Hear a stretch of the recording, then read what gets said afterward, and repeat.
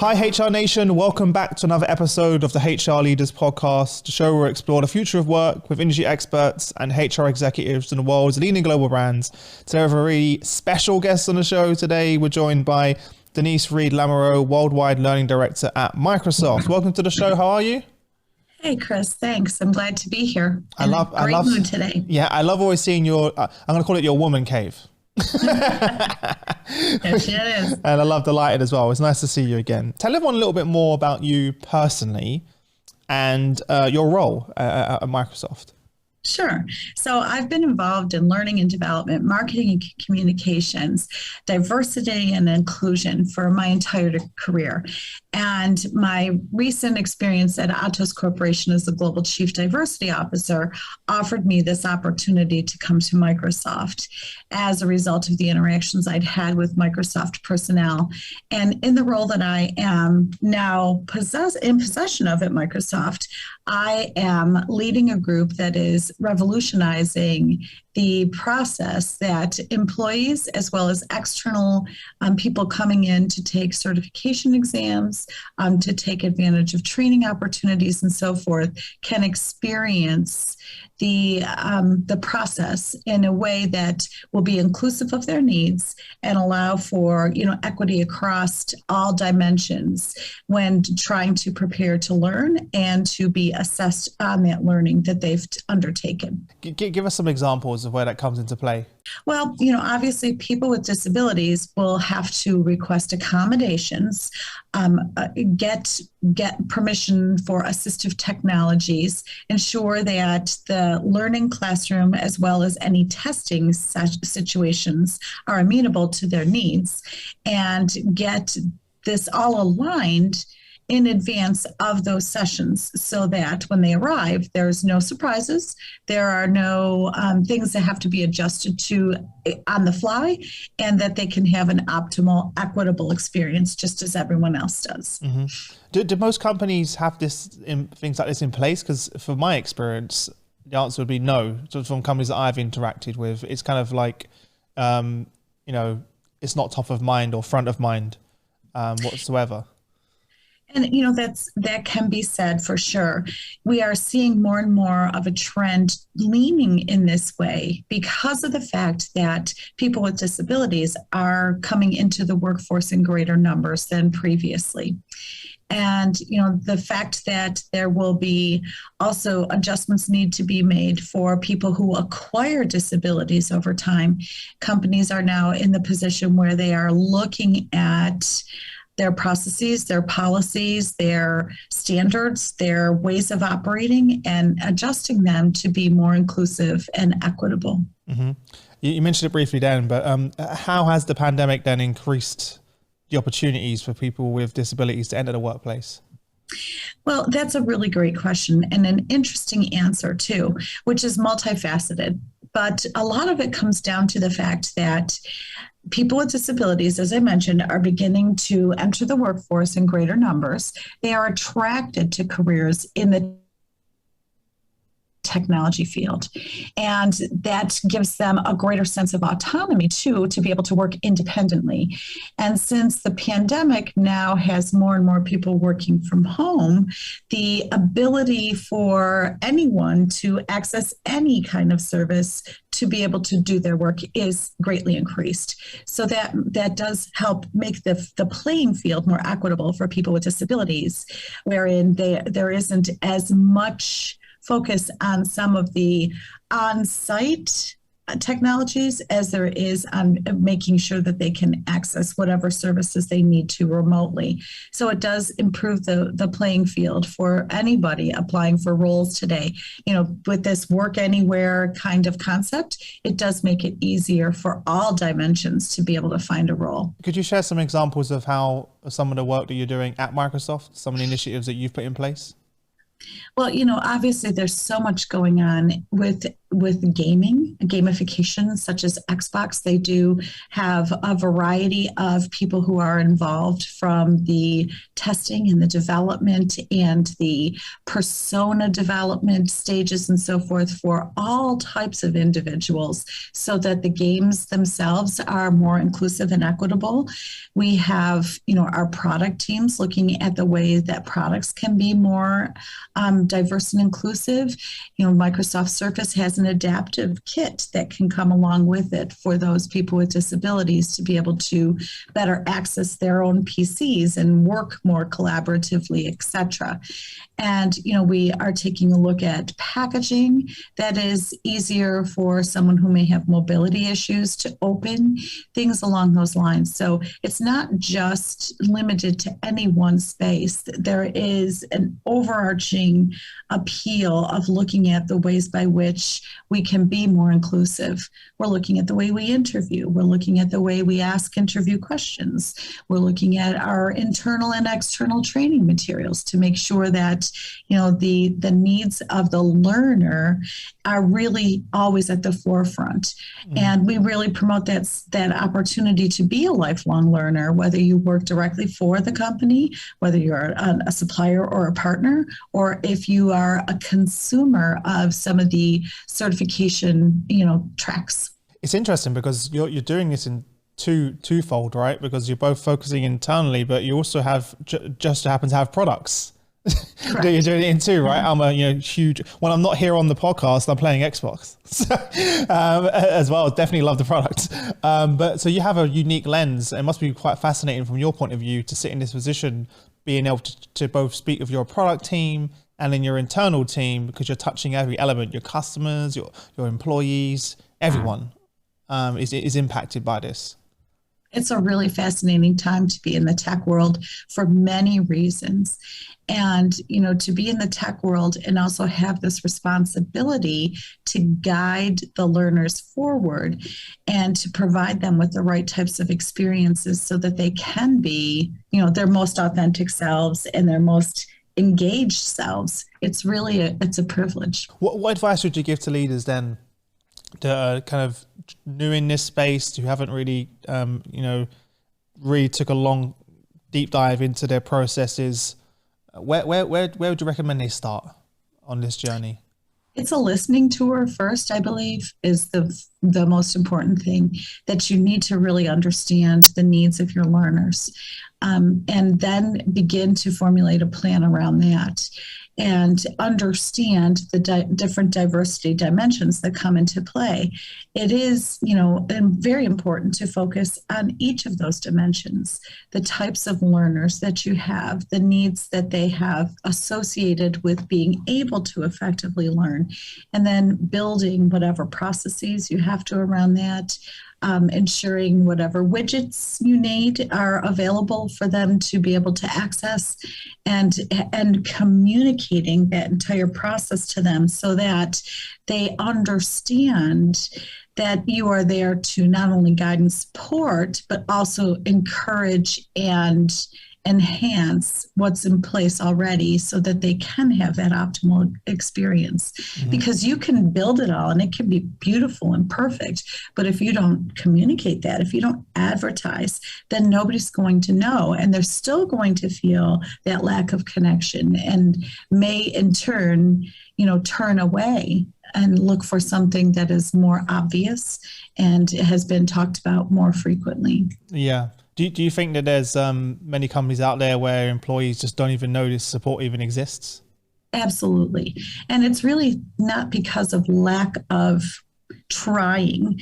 It's lack of understanding which channels are the best to be able to reach people through, and really using multiple vehicles to get those points across to your employee base, your external base, if you have that involved as well.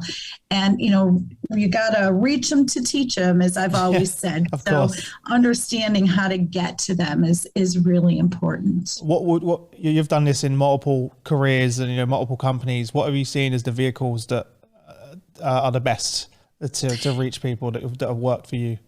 That's a great question. And obviously in today's Yeah. dimensional world with so many different products at your, fingertips, really email serves as a great vehicle because, people have it on their smartphones. They have the ability to read an email at 3 o'clock in the morning if they so choose. Since many of our companies are now global, you send out an email and it's giving people the information. All the people that need it are getting it, and that can make things a lot easier. But you also need to understand too that if you're going to create an email, that you need to craft it in a way that's going to make readability as easy as possible. You can't, send out a War and Peace email and have it be easily consumed. Mm-hmm. People have become skimmers, and they're just skimming for specific information through a document. If it's a huge email, they're going to open it and go, up next, I'm going to read that. Yeah. So you need to bulletize, and really briefly state the key points. And there's also something too that's really important for people to note, that if you were holding a piece of paper up in front of you, what people will pay attention to is above their thumb line. So that gives you about a third of a piece of paper, or if you've got it on the web and it's on, your PC screen, that upper third of the web page. If you don't grab their attention in that upper third, start giving them what they need and entice them to keep with you, then they just throw it into the do not resuscitate pile, whether it's clicking off the page, whether it's clicking to the next email, whether it's just, leaving the conversation altogether. Brief and concise is really more and more important for us as we adapt to the fact that people pay continuous partial attention, and we are never not multitasking. Yeah. Oh, I love that advice. Love it. You're right. Because whenever we go on a website or an article, we read the headline, right? And if that doesn't catch us, we just kind of skip to the next one along. I remember even in previous companies getting these long internal emails that was, and I would just be like, oh, I have to sit here and read, 100 lines of, I'm not going to read it. I'm going to skim through and maybe, look at a few things that I feel like are relevant to me, and the rest I'm not even going to bother. So it's really important. They say when reading, the average adult's attention span is 2 to 3 minutes if they're reading something. Wow. So if you're presenting them War and Peace, there's no way. Yeah. So you have to keep that in mind. Yeah. What about the stigma attached? Is there a case where people are worried about coming forward and talking about some of the challenges that they're having, because there may be some type of negative stigma attached? Just out of curiosity. We are coming along in that space of stigma attached to being quote unquote different. And of course, I'm using air quotes there because what is different, really? Yeah. We're all different from one another. But that stigma is reducing because we have had much more opportunity to interact and understand and listen. However, some people are hesitant to disclose if they have a disability because they're worried that it will create barriers for them. It may prevent them from certain opportunities, and it may change the way people perceive them. Yeah. Mm-hmm. So, that still exists, even though we have come a long way. We have a long way to go. And it's not because of any one thing that needs to change. We have to, as corporate citizens, create environments where people feel they can be their authentic selves without fear of, reprisal, without fear of discrimination, and certainly without worrying every day if people really take them seriously and value the contributions they're making. So that has been, the rally cry for corporations for the last 5 years or so, where they've really stepped up their games in this space. But every time you feel like you're making headway, you have to really be reflective and ask yourself, as well as others, have we actually made headway, or are we just feeling like we have? So it's pulse checking, it's asking those questions, whether your company does an annual survey or whether they do, pulse surveys on an occasional basis or what have you. It's not just capturing that data, it's doing something with it. If you don't, if you can't say you asked, we did, then you are just giving them lip service, and eventually that's even they will worse, step right? away. It's even worse than surveying, getting feedback and doing nothing with it. That's leads to even more frustration. And I've seen companies do that in the past, and it's horrible.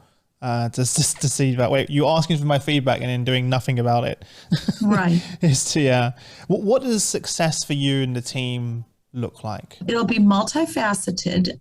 Obviously, it's leading always with the learner first, really understanding the needs, because you may assume that the learner needs X when they really need A, B, C, and D. And if you only build for X, then you have completely missed the needs.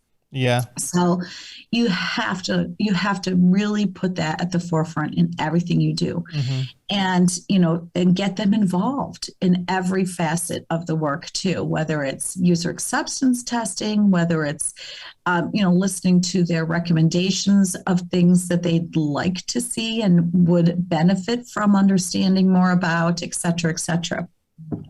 So you really need them as part of every phase in a project when you're working on anything that's there to benefit their experience. So it has to be their experience, not what you interpret as their experience. Yeah, and we've been doing that for far too long, haven't we? Assuming that we have the answers and then building a solution, and you're like, wait a minute, let's have a look at that team that built the solution. There's not one person in that entire team that represents that group. Mm-hmm. Yet you feel like you would have solved the problem. It's like this. It doesn't take a rocket scientist to understand where that went wrong. And people go into it with the best of intentions. Of course, yeah. But they don't know what they don't know, and if they don't ask the voices to speak up, then they're not going to hit the mark. Mm-hmm.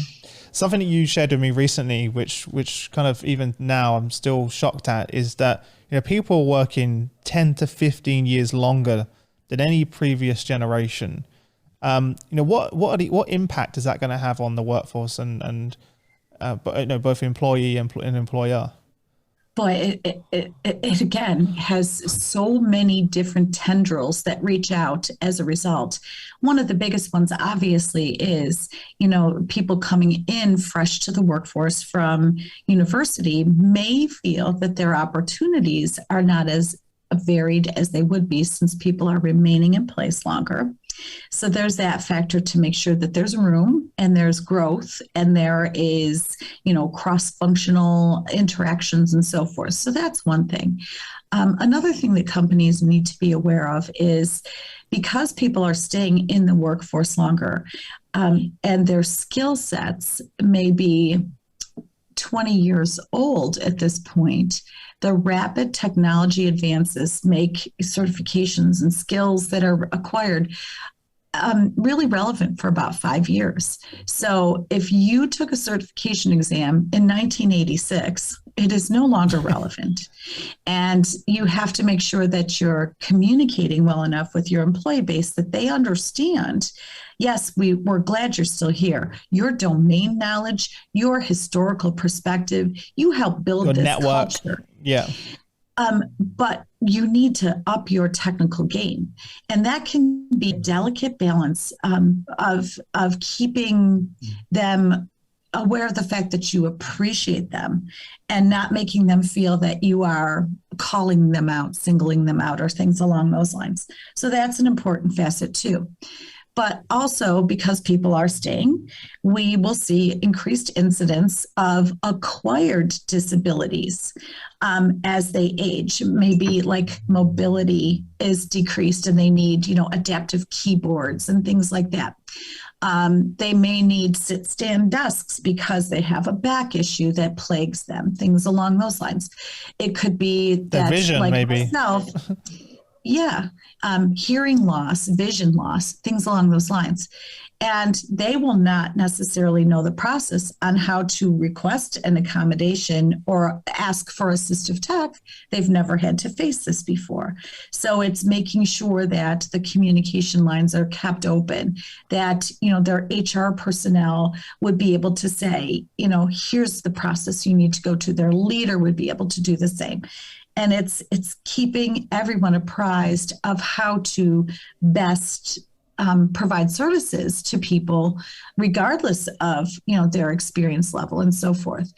But also, too, as people do prepare to retire, one of the things companies do not do a good job of is knowledge transfer and collecting and curating I agree. all of that domain knowledge that these people have, especially if they've been with a company 30, 40 years.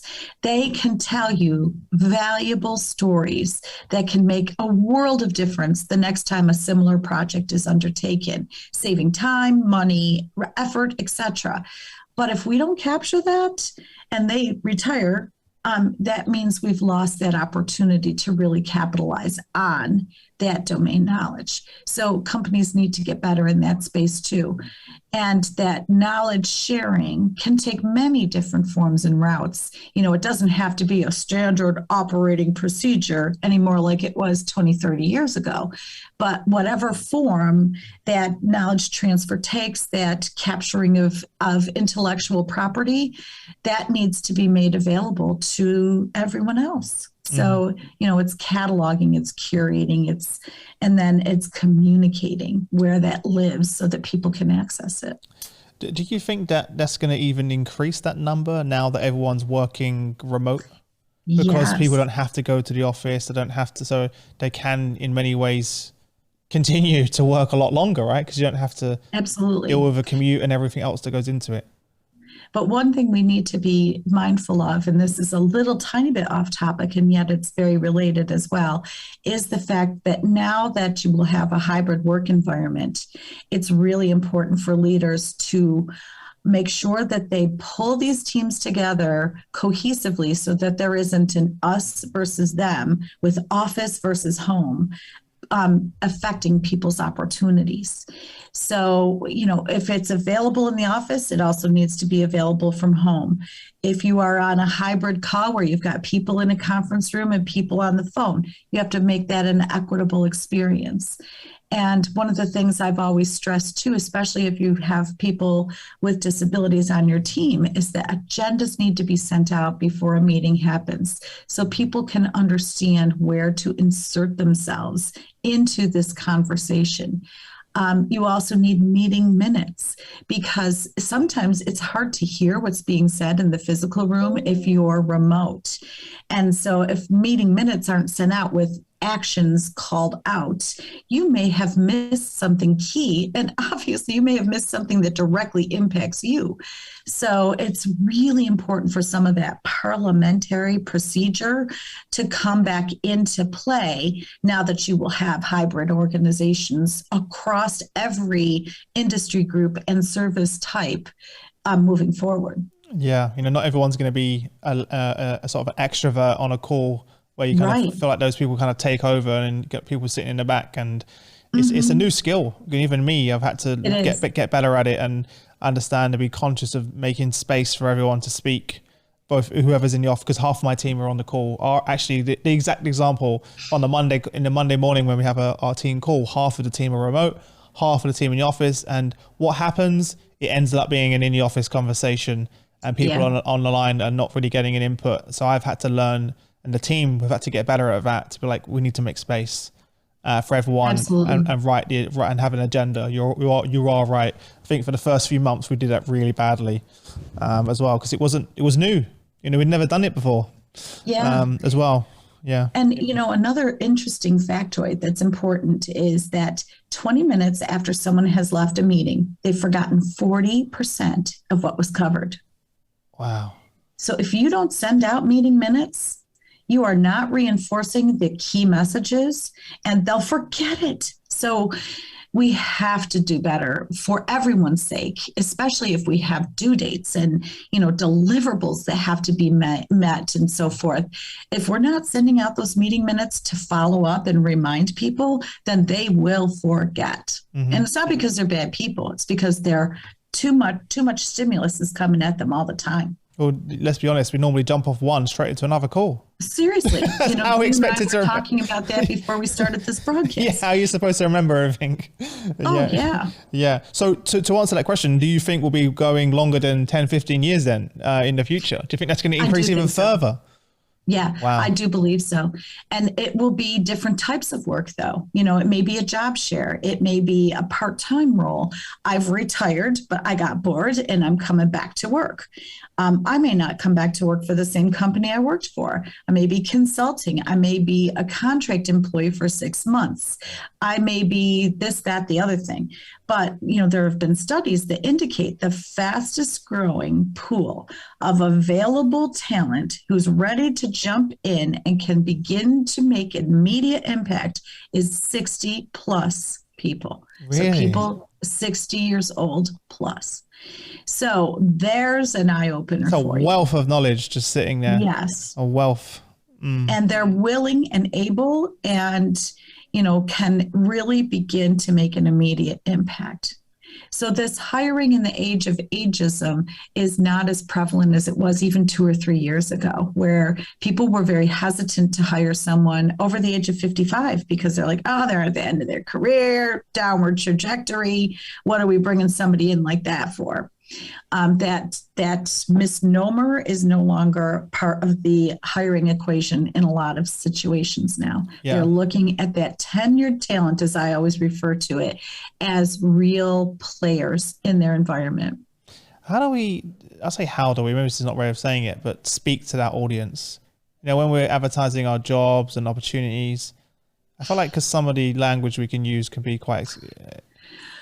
Yes. And there's a lot that's being done in this space of language and verbiage being used in job postings, when you're at recruiting fairs, things along these lines, because that's an important part of it. We're getting away from verbiage like rock star and driven to success and things like that. Yeah. Really talking about opportunities to collaborate, the impact that the company is having in their communities and on spaces related to sustainability and things like that. People want to work for a company that has values, that gives back, that is committed to their environment. And so that is an appealing thing to be paying attention to as well when you're posting a job opening. Mm-hmm. And you have to be very clear with people about percentage of travel. And this is true across all the generations and across, all the diversity dimensions too, because if it says some travel required, what does that mean? Well, what the devil does that even mean? And how will I understand if I'm, a person with a disability, if I'm a person who has young children at home, if I'm a college student, what does that mean? Does that mean once a year for a week? Over to another country? Yeah. Does that mean occasional day trips to another office in the same city? What does that mean? And then also, too, we have to get away from must have 11 years of progressively more, responsible experience, because that just doesn't exist anymore. Yeah. And people are getting their experiences in non-traditional ways. So having that blanket type of statement is a turn off for everyone. So it's really figuring out what the skills are, what the experiences are that you're looking for, and speaking to that more in your job descriptions. Yeah, we've got a lot of work to do there, I think. I just check out randomly sometimes. Maybe this is pretty sad, but sometimes I just check out job descriptions on LinkedIn, even though I'm not looking for a job, just to see. When I see certain companies post, and I'm like, I wonder what language they use. And I'm still seeing those type of rock star and very vague Or the experience one you mentioned, that's a real one, because you need 7 years of experience. It's like, what does that even mean? What? Because I know loads of people that have got 5, 6, 7 years of sales experience. Doesn't mean they're good. Right. No, it's true. You've got to be able to talk about, and people on their own resumes do not give enough attention to the impact they've made in the role that they're in. You have to be able to tell them on your piece of paper that you have had considerable, results come from the work that you've done. Not just the time you've been there. Yeah, because they want that when they're looking at resumes, if they can see that you trained 450 people in 5 different countries in 30 days, and that resulted in a decrease in customer complaints, well, of course they want you. That shows exactly how you could make an immediate impact in their place. Mm-hmm. So you have to do a better job, quote unquote, selling yourself and putting in those numbers. The time frame it took you to accomplish something. Instead of 6 months, you got it done in 3 weeks. Well, my goodness, you are a contender for sure then. And it's that kind of selling that we don't do a good enough job of in our own documents. Yeah, definitely. Well, before I let you go, what parting advice would you give to leaders out there that are doing similar work in this space to yourself? You're on this journey too. I know you've got a long way to go. No one's solved this by any means. But what advice would you give? Listen first, act second. Always clarify what you thought you heard before you begin to do any kind of development of any sort. Take a pulse every so often and make sure that things are the same. And if they're not, adjust accordingly. Show the example before you put it out there live in whatever form it is, so that people can give you feedback, because we've all seen launches that were colossal failures in many different facets of the world. And if you can avoid that, you should, obviously. Thank people for their contributions. If people feel valued, they're always willing to step forward even further, and get involved in testing and all that kind of thing on their own time, even in some instances, because they really appreciate the fact that their opinions were valued and are important in the work. And, constantly be looking at what your competitors are doing too, so that you not only are making the right decisions, but you're also thinking about next versions, future state, continuous improvement, and so forth, because you can't just sit there and, because you created this beautiful thing, expect that beautiful thing to always be relevant.